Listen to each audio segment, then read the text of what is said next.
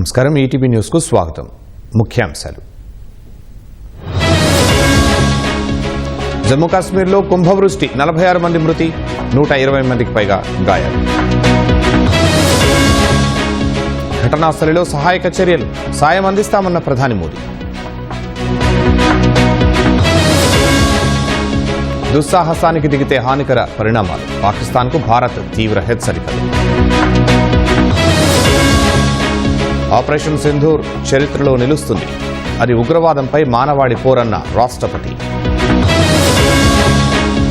దర్శన్, పవిత్ర గౌడ్కు bail రద్దు, arrest చేసిన పోలీసులు. బీహార్లో తొలగించిన ఓటర్ల వివరాలు చెప్పండి, ఎన్నికల సంఘానికి సుప్రీంకోర్టు ఆదేశం.